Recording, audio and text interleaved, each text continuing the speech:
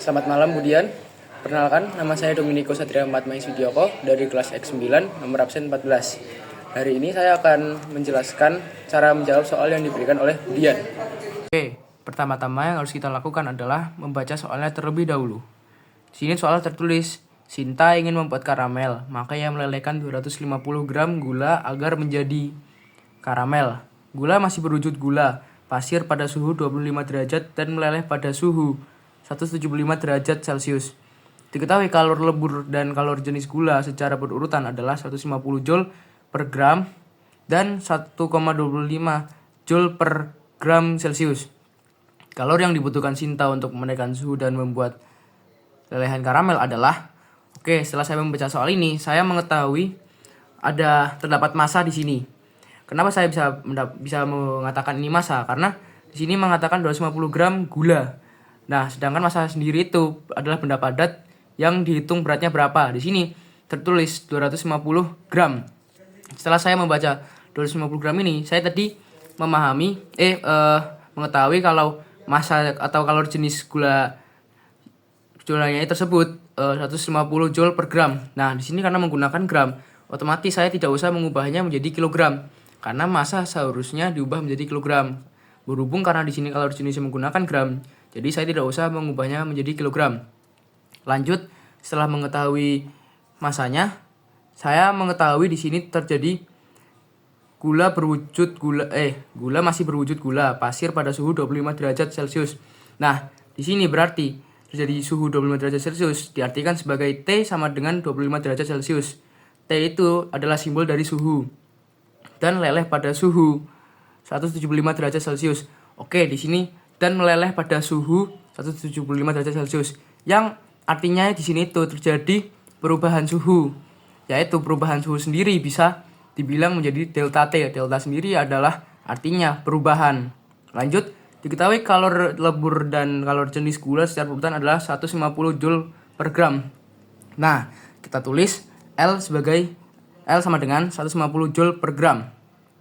Dan diketahui lagi 1,25 Joule per gram Celcius. Nah, tulis lagi C sama dengan 1,25 Joule per gram Celcius. Yang ditanya di sini adalah kalor yang dibutuhkan Sinta untuk menaikkan suhu dan membuat lelehan karamel adalah berapa Joule. Kita tulis ditanyanya yaitu kalor.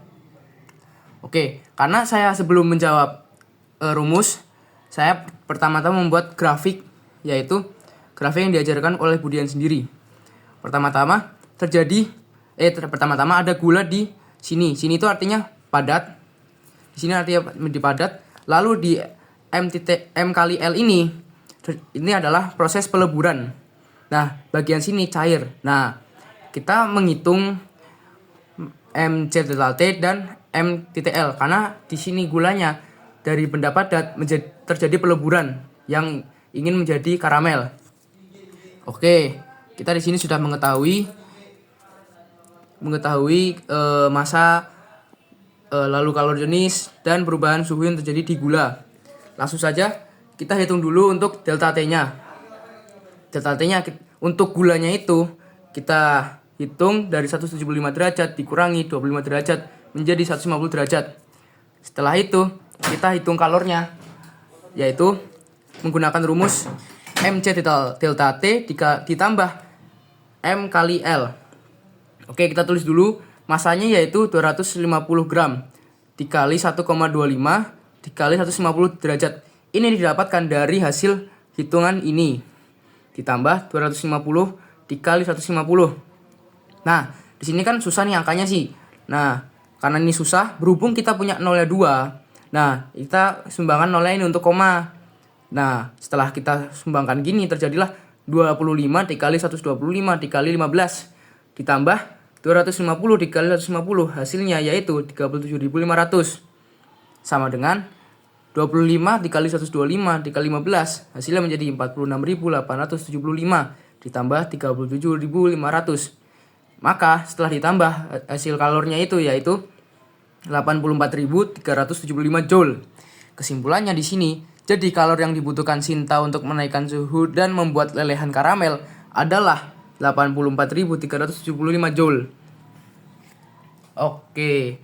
Lalu lanjut ke soal keempat, yaitu asas Black. Kita pertama-tama yang kita lakukan juga harus membaca soalnya terlebih dahulu. Kita cermati dulu. Jesse hendak mandi dengan air hangat. Ia menuangkan 12 kg air panas bersuhu 90 derajat Celcius ke dalam 10 kg air dingin bersuhu 20 derajat Celcius. Berapakah suhu air yang didapat Jesse jika ia tahu bahwa massa jenis air adalah 1000 kg per meter kubik dan kalor jenis air adalah 4200 Joule per kilogram Celcius. Nah, setelah dibaca, kita mengetahui nih, kalau massa air hangatnya ini adalah 12 kg. Lalu, suhu air panasnya ini adalah 90 derajat Celcius. Nah, di sini kita juga mengetahui lagi nih, 10 kg air dingin itu adalah massanya nih. Ini massa, lalu bersuhu 20 derajat Celcius. Kita juga mengetahui 20 derajat Celcius adalah T dari air dingin tersebut. Ditanyanya di sini adalah berapakah suhu air yang didapat Jesse. Oke, artinya di sini suhu ya yang ditanya itu adalah suhu campurnya. Suhu akhir campuran dari air panas setelah dicampur dengan air dingin. Oke, setelah kita ketahui gitu, kita juga mengetahui nih kalau C-nya air itu adalah 4200. Oke, kita langsung tulis diketahuinya massa 12 kg air panas. Lalu suhu air panasnya adalah 90 derajat. Lalu massa air dinginnya itu 10 kg. Dan suhu air dingin 20 derajat. Dan juga massa jenis airnya adalah 4200 Joule per kilogram Celcius. Oke, kita langsung pakai cara yang diajarkan oleh Budian, yaitu lewat grafik.